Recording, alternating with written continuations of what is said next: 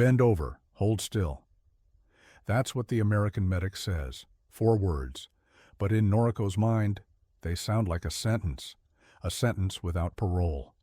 She's 21. Her legs tremble. Her fingers dig into her thighs as she bends forward like he said. She's trying not to cry, but her body doesn't believe her mind's calm.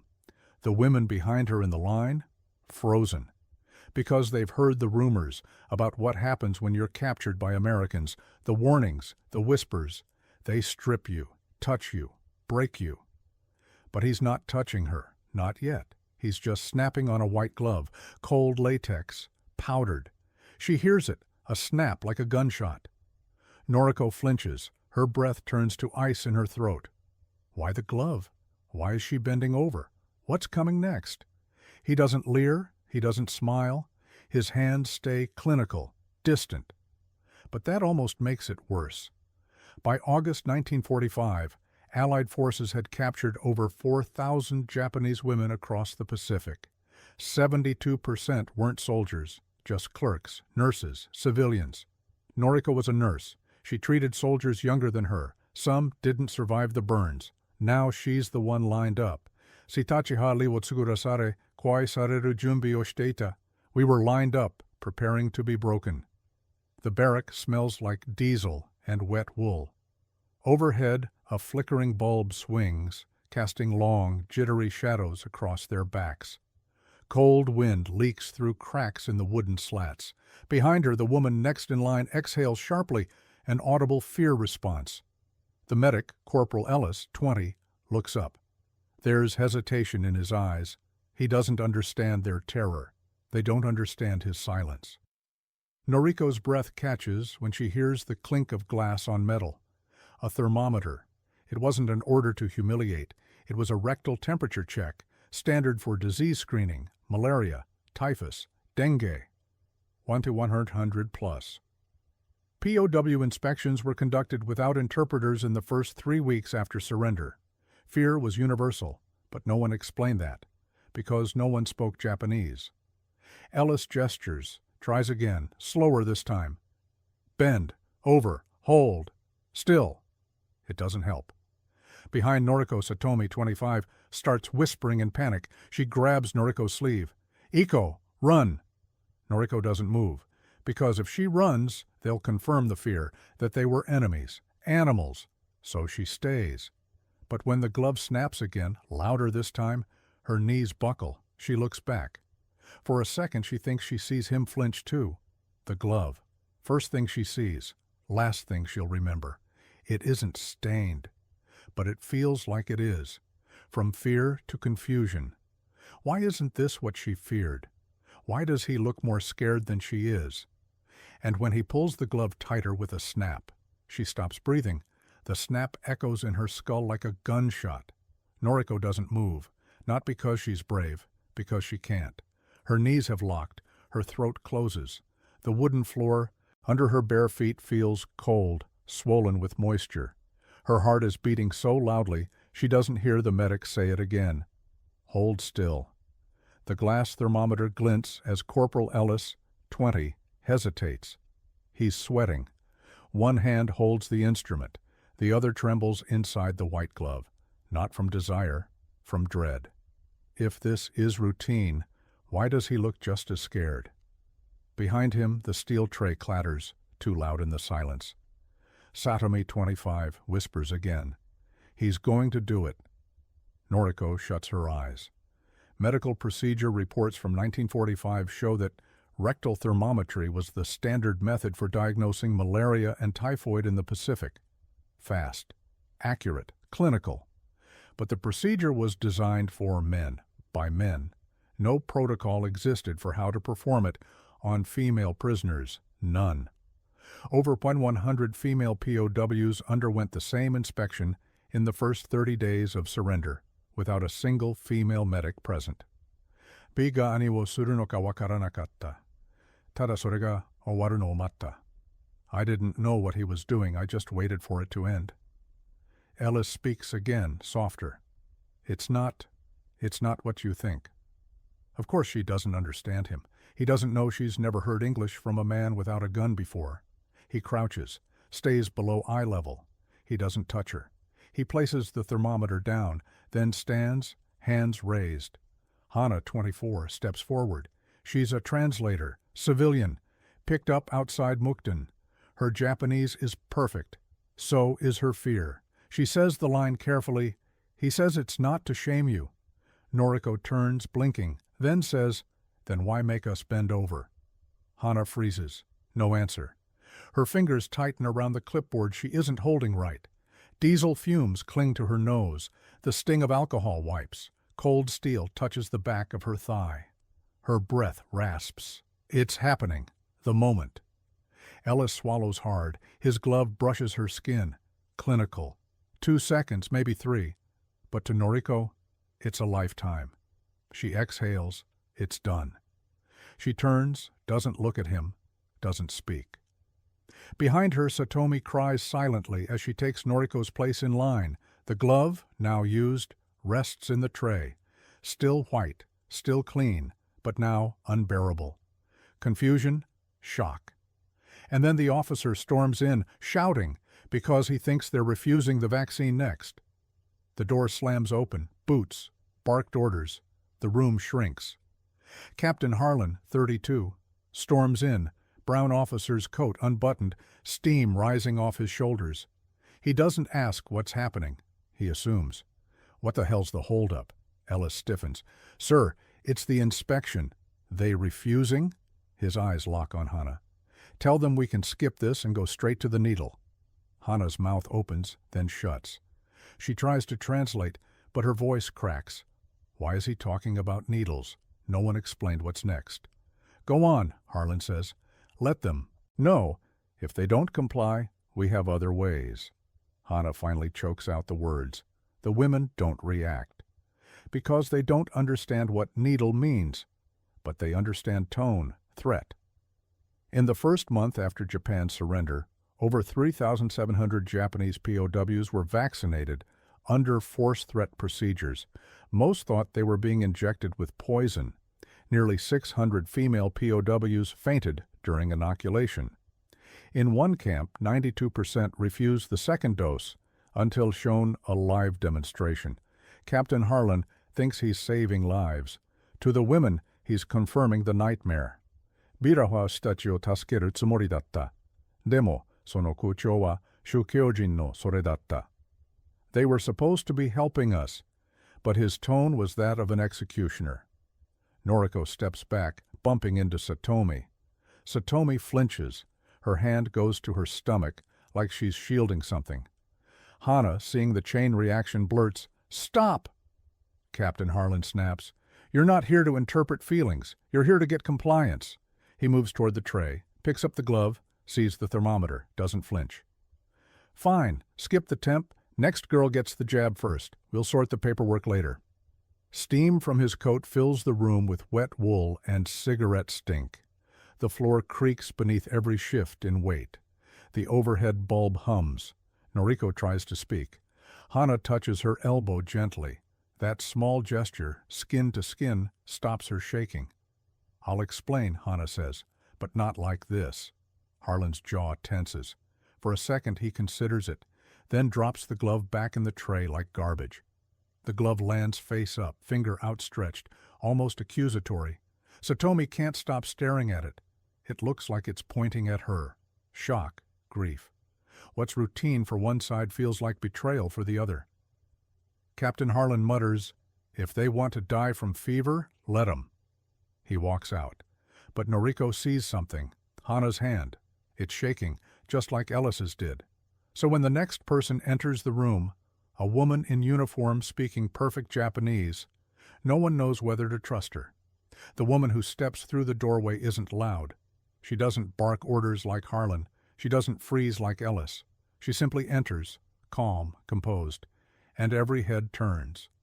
Because she looks Japanese, uniform pressed, hair tied tight, U.S. Army patch on her sleeve, a clipboard in one hand. For a split second, Noriko thinks she's imagining her. Then the woman bows, formally, precisely, and in flawless Japanese says, "My name is Lieutenant Sato. I'm here to explain what they failed to." Why would a Japanese woman serve in the American Army?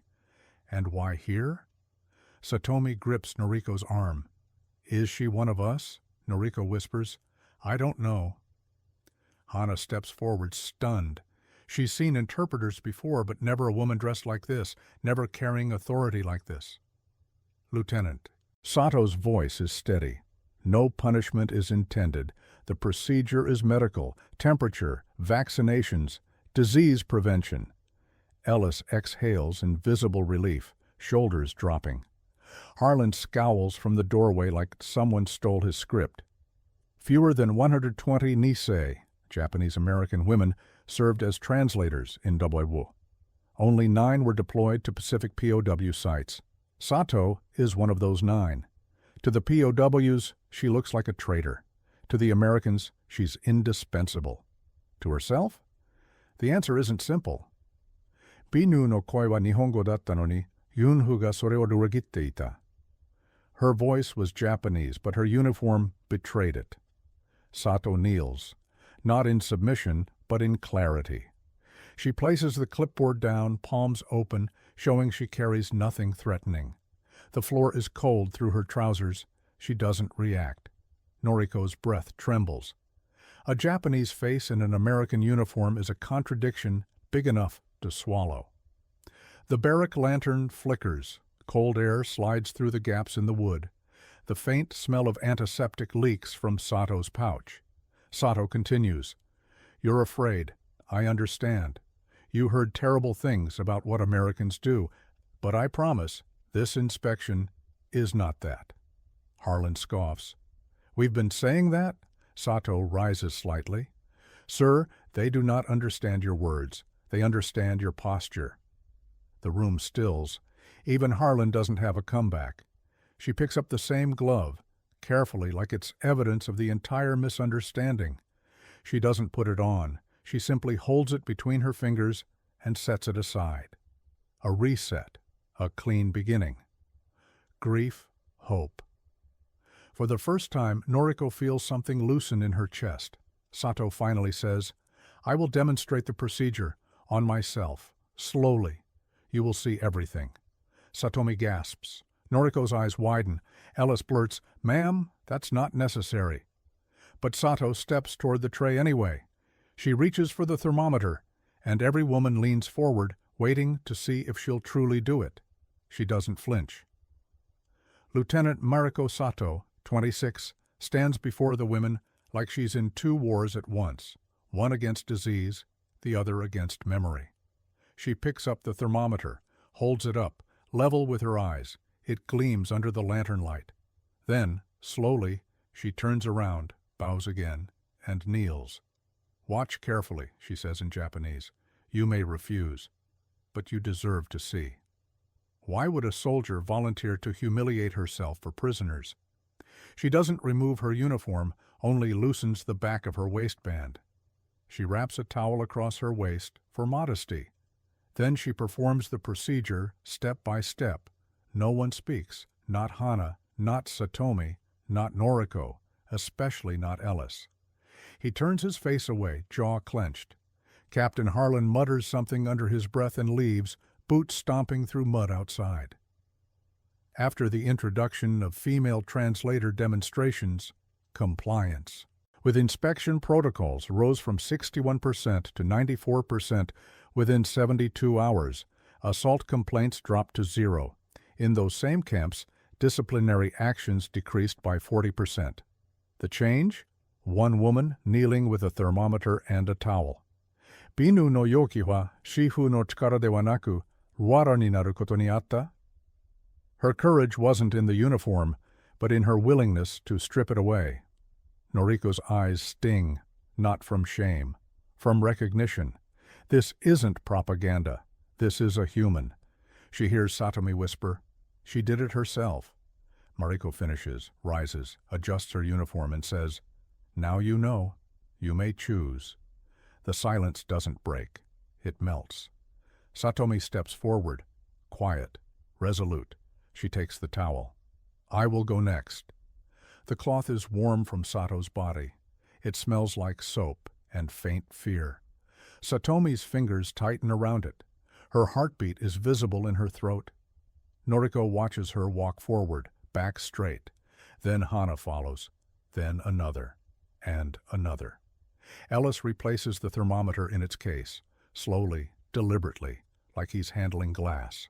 The tray, the glove, the procedure, it's still there. But the fear has fractured, because of her. The glove hasn't moved, but it no longer feels like a weapon. It feels like a tool, like a line redrawn. Mariko sits down beside Ellis.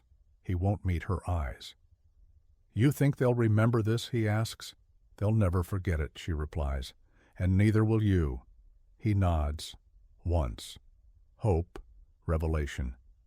For Noriko, something has cracked open, a space between what she was taught and what she just witnessed. But one question gnaws beneath the calm. If Mariko could explain everything so clearly, why wasn't she sent in the first place? There wasn't a form, no checklist, no standard, no line in any regulation book that said what to do when inspecting women who didn't speak your language and thought you were about to destroy them. Mariko knows this now, but back then she assumed there was a reason she wasn't sent earlier. There wasn't. Why wasn't she there on day one? Because no one asked for her. In her after-action report filed 5 days later, she writes, "The lack of female-specific protocol created unnecessary trauma." She's being diplomatic. What she means is, this didn't have to happen. As of September 1945, the U.S. Army Medical Corps had 14 field manuals for prisoner processing. Not one included gender-specific intake instructions. The first revision came 3 months later, based entirely on Mariko's notes, and even that almost didn't make it. In the entire Pacific Theater, fewer than 2% of translator assignments went to women. Of those, only 4 were deployed to medical teams. Biraharu rugaru hurioshite, shiki ni wa nakatta. They pretended there were rules, but there weren't. Hana finds her after the procedures are done, the line is finished, the gloves are gone. The fear has ebbed but not vanished. "Why weren't you here sooner?" Hana asks. Mariko doesn't answer right away. She's too busy typing. The tense typewriter clacks steadily in the background. "I was in Guam," she finally says, "filing transport manifests." That was more important? No, it was just what was written down. The tent smells like paper and sweat. A field lamp hums above. Mariko's hands are smudged with carbon ink. A mosquito buzzes near her ear. Noriko steps in next. She doesn't ask anything. She simply places the folded towel on Mariko's table. Their eyes meet. And for the first time, both bow, equal, brief, complete. The towel now carries its own quiet weight, passed hand to hand, washed, folded, witnessed, not archived, not discarded. It rests beside the typewriter, a silent co-author of the report. Mariko's report grows longer. She includes witness statements, recommends interpreters, recommends women. She recommends something else, too. Regret. But higher command doesn't like that word. Revelation, reflection. Everyone followed orders, but the orders were empty. Back in Washington, a major signs off on the revised intake policy. He removes one paragraph from her report, the one titled, "Consequences of Silence." He underlines a line in red instead, "All future female POW processing should involve female personnel wherever possible." He initials it. 3 weeks later, that same report is flagged, then sealed, because someone claims it could damage morale if misunderstood. They didn't erase it. They buried it. Mariko's report isn't shredded. It's stamped, boxed, and filed under operational debriefs, restricted. Months pass, then years. By the time Hana requests a copy in 1952, the answer comes back in 6 words. Document does not exist. Classified material. If no one destroyed it, why can't anyone see it? What Hana doesn't know is this. An internal memo flagged the report weeks after submission. One line worried them. Not the one about inspection trauma, not even the one about Mariko's self-demonstration. This one. Unaddressed fear, compounded by language gaps, may cause lasting psychological harm, akin to violation, even when no harm was intended. That line wasn't medical, it was moral. So they marked the whole thing sensitive. Of the 418 reports filed by female translators in WWII, fewer than 40 were archived in full. The rest were redacted, lost, or buried under restricted access. Fewer than 10 referenced gendered trauma. 0 were cited in post-war procedural manuals. One officer scribbled in the margin, "Unnecessary emphasis on perception. Risks confusing future command." 私たちは声を上げなかった。それは誰も聞くつもりがないと思ったから。We didn't raise our voices because we believed no one planned to listen. By now, the war is over. Satomi teaches mathematics. Hana translates civilian contracts. Noriko rarely speaks about the barracks. But she kept one thing, not the towel, not the uniform, the glove. It's folded in paper, stored in a wooden box beneath floorboards. Powder long gone. But it holds shape, a memory frozen in latex. She remembers the first time it touched her. She remembers the cold, the silence. And Ellis, who looked more afraid than she did, the glove, once feared, then redefined, becomes artifact. Not because of what it was, but what it meant, that dignity could be restored, even for a moment. Noriko unwraps it one afternoon. The glove smells faintly of cedar, dust, and old paper. The cardboard edge of the box scratches her palm. Her breath fogs against the window as she exhales. She doesn't cry. She never did. Instead, she writes one line in her journal. They were not gentle, but one of them tried. In the U.S., Mariko leaves the military. She becomes a nurse, never files another report. The box stays hidden for decades, until one day in winter, Noriko's granddaughter stumbles on it while cleaning under the floorboards. She opens it, reads the note, holds the glove, and doesn't put it back. Reflection, grief. 40 years later, Noriko's granddaughter finds the box and decides it doesn't belong under the floorboards anymore. Osaka, 1985. Winter sun glints off the museum's glass doors as Amy, 22, steps inside holding an unmarked box. Inside, a glove, a note, and 4 sentences that change the exhibit team's week. Dear Curator, this belonged to my grandmother. She was a POW.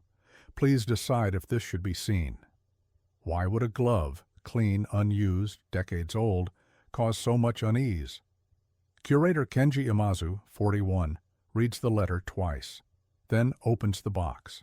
The glove is flattened, folded, almost ceremonial. No blood, no stains. But the story inside it, different. They verify Noriko's name, cross-check with survivor lists. Confirm the barrack ID number etched faintly into the paper lining. It matches. Japan's National Peace Museum archives over 8,200 civilian artifacts from WWII. Fewer than 30 are from female POWs. Only one involves medical equipment from an American camp. This glove becomes the first of its kind, displayed with testimony. Kenji clears space between 2 display cases, doesn't over-explain, doesn't sanitize, just truth. Sitachi no Tongmiha, Chinya Chohyuda. Our pain has become evidence. The display is simple. Glove, note, photo of Noriko from 1946. Caption reads, Property of Noriko M., donated by her granddaughter, 1985. POW Camp K-22, Philippines. Fluorescent lights buzz overhead. The glass case reflects Amy's face beside her grandmother's. Cold air leaks through the museum's automatic doors as visitors trickle past. Somewhere in the next room, a child asks, "Is that real?" Amy doesn't answer. She stares at the glove like it might move. She thinks about how it touched her grandmother's skin, how it stayed silent all those years. She wonders how many other women held something in and never said a word. Some visitors pause, some don't. But one elderly woman stares at the glove for a long time. Her hand never leaves her chest. She doesn't speak. She only bows. The glove is now a public memory, frozen in display, no longer feared, not misunderstood, Context makes it sacred. Kenji adds one final sentence to the plaque after reading Noriko's journal. They were not gentle, but one of them tried. Grief, hope. A record that was silenced is now whispered across generations. The glove doesn't move, but it speaks. Amy stands beside the glass. She doesn't cry. Instead, she takes out a pen and signs the museum's guest book. 2 names later, someone else does too. Written in tight English cursive, Lieutenant Mariko Sato, retired. She's here, no press, no ceremony, just her and the glove and one final thing she needs to write down. Mariko doesn't approach the curator. She doesn't take a photo, doesn't speak to press, doesn't stay long.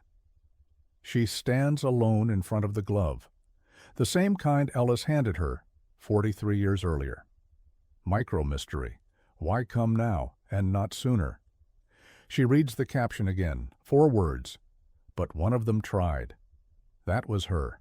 She had no training for what she saw in the barracks, only instinct, only shame, only orders. She could have walked away. She didn't. Instead, she stood there and showed them, with her own body, what the glove was for, because someone had to.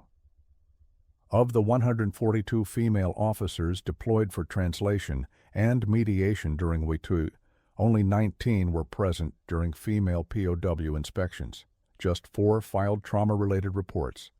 Mariko was the only one to describe her own demonstration. She remembers the room, plywood walls, smell of wet linen, the hiss of breath through clenched teeth. Noriko's eyes, wide but unblinking, Ellis's hands shaking behind her.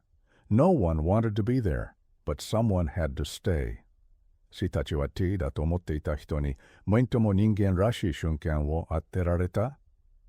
We were given our most human moment by the one we thought was our enemy.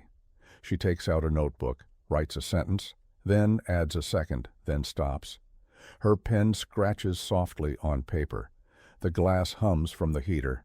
Outside, footsteps crunch on winter gravel. Her hands are cold. Her throat tightens. She wipes her fingers on her coat and slips the notebook back into her bag. No one sees what she wrote, but later, Kenji will find the final line added to the guest book that day. I failed to protect them, but I did not let them be erased. She looks at the glove, then turns and walks out. No photos, no farewell, just a breath in the cold. As she steps outside, snow begins to fall. One flake lands on her glove, not the latex one, the wool one she bought this morning.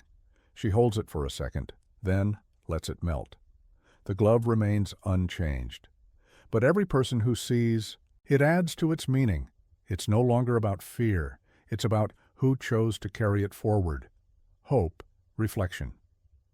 Bend over and hold still. That line began everything, but this one ends it. They were not gentle, but one of them tried. History isn't what's written. It's what's kept and what's finally shown. Would you have believed the glove meant safety if your captor had to show you with her own hands?